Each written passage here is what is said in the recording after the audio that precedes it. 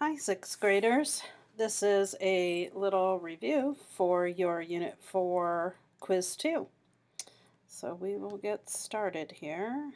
The first things you need to know for your quiz is vocabulary words. A sundial, like you see on the right, is an instrument that indicates time by the position of the shadows.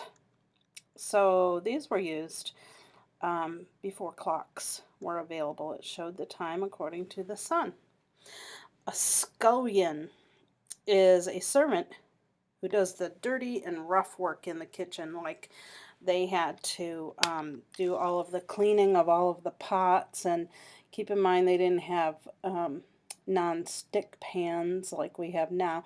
They had to clean all the pots and the pans and all of the utensils, and um, keep the fire stoked so that the cook could do the cooking. They had to go out and get the wood, throw out the dishwater, all of the rough and dirty work that no one else wanted to do in the kitchen. A hovel is a small, poorly built house or hut. Many of the poor people in the Middle Ages lived in hovels. Plumbing is the water pipes and fixtures in a building. Obviously, now all of us have plumbing in our house. They did not at that time. A toga was a robe worn by the Romans as clothing. A miller was a person who ground flour from wheat. Quarantine means to isolate, as in when there is an illness going around, people were quarantined or made to stay in their own homes so they didn't spread disease. And a crusade in the Middle Ages was a Catholic military expedition to the Holy Land, which was in Israel, Jerusalem, to recapture it from the Muslims. Okay, you will have all of that vocabulary on Quiz 2, so be sure to study. Make uh, flashcards if you need to, or have someone else study with you. Castles of the Middle Ages. You're going to need to know these parts of a castle. A moat was a deep, wide trench, which was usually filled with water, surrounding the rampart of a fortified place as a town or castle. Remember, the rampart was this part that I'm indicating with the arrow. The walls around the castle were the rampart. And then if we skip down to drawbridge, that would be a bridge of which the whole or a section may be drawn up, let down, or drawn aside to prevent access.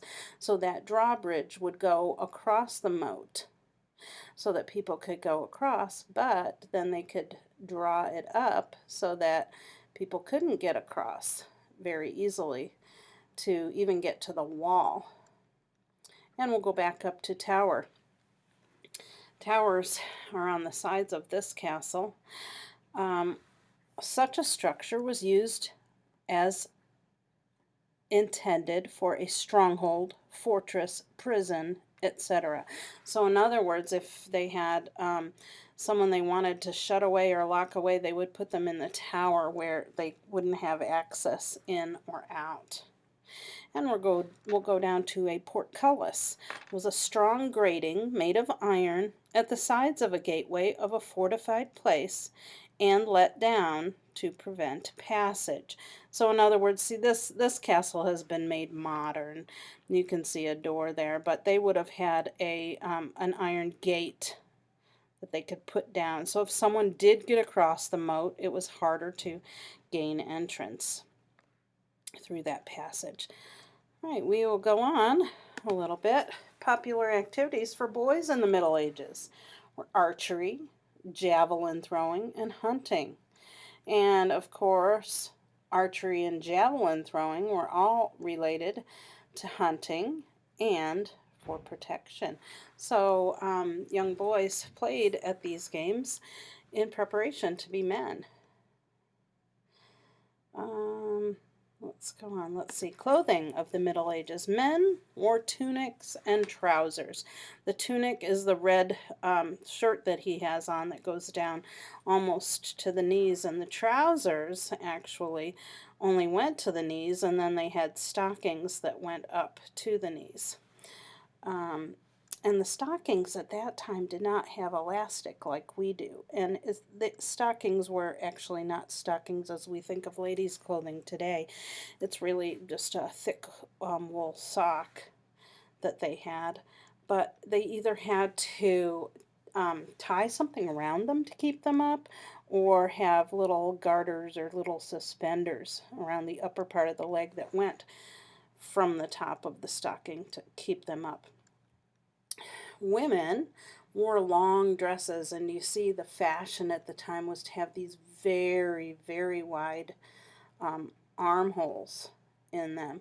So actually, these type of dresses were only for the rich people, because a woman really couldn't do a lot of work like preparing food and doing washing with these long sleeves. So this kind of dress set the rich and the privileged set them aside from the poor people.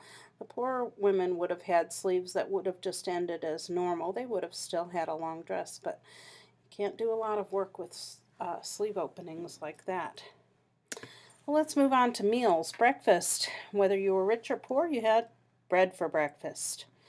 They did not have lunch. They had 2 meals a day. So, bread for breakfast and supper was usually bread with either soup or meat or fish and perhaps some vegetables, and that was what poor people would have. Um, the wealthy people had 3 course meals. The first course included meats, the second course, meat and pie, and the third course, meat, pie, fish, and eggs. Sometimes vegetables were also served, and the pie that they're talking about would be a type of meat pie, like a mincemeat type pie, not the sweet kind that we have today. The mincemeat pies were really chopped meat and spices mixed together in a pastry crust. So that type of pie, or maybe like we know it today as a pot pie. Whoops. Yeah, there we go. At the table. So how was food preserved? Mostly with salt, sometimes with drying meats, but mostly with salt. And spices were used to cover the food spoilage. So the meat might have been a little bit off, but they'd heavily spice it and salt it to cover that up, and they would still eat it. You can see in this picture, it's kind of hard to see, but there is a loaf of bread. They normally bake them in round loaves. There is a soup. There is some fried fig pastries here that would be used for dessert, some nuts. And this is pickled herring. Herring is a type of fish, and they would pickle this in a brine with salt to preserve it. So those would be typical things. This may be a typical wealthy person's meal. The bread and soup may be a typical poor person's meal. And at the table, only spoons and knives for utensils. There were no forks yet. So you had a spoon, obviously, to eat the soup or porridge. A knife you would use to pick up your other solid food and put it in your mouth. So they would have pitchers to pour the wine or beer or water, mostly wine and beer. And even in those days, young people drank that because a lot of the water was contaminated and disease filled. So not a lot of water was drunk. And they had napkins, but like I said, no forks yet. Plumbing, we talked about plumbing. They had no real indoor plumbing. Even an outdoor toilet was a luxury for the poor, like we talk about outhouses, that was a luxury for the poor to have an actual building to go in. Most poor people either had a hole in the middle of the floor for a toilet, and this would be inside their hovel, which would be a one room with a fire, and you would be sleeping, and eating in all the same areas, and they might have a hole in the middle of the floor to go into, or they would go outside, just in a pit that they dug. And the toilet, in quotes, shown in this photo was for the rich and privileged. Actually, this picture actually came out of uh, a bathroom, so to speak, of a castle in the Middle Ages. So this was what the wealthy used compared to our, I guess, our outside toilets or outhouses of today. Um, this would actually be in a room in the house.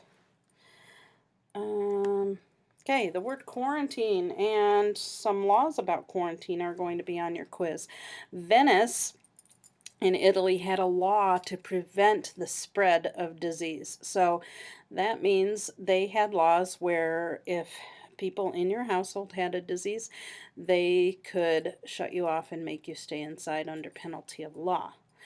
Because the plague killed a large portion of the population at that time. We're not just talking a few people. We're talking a large portion, over half of the population. And the Black Plague was the effective end of the feudal system because so many people, wealthy and poor, died that that system was no longer able to sustain itself. And we will go on to questions. Okay, if you're watching this recording, you must call me to discuss and get credit. You can't just type in your essay box the date that you watched it until after you call me. You have to call me and tell me what you learned in this, what's going to be on the quiz, and then I will tell you what to type in your essay box. So please try both of those phone numbers if you can't get me at one, and I will call you back if you leave a message. But please try both of them before leaving a message. And thank you and good luck on your test. Bye. If I can get it to stop. Okay, bye.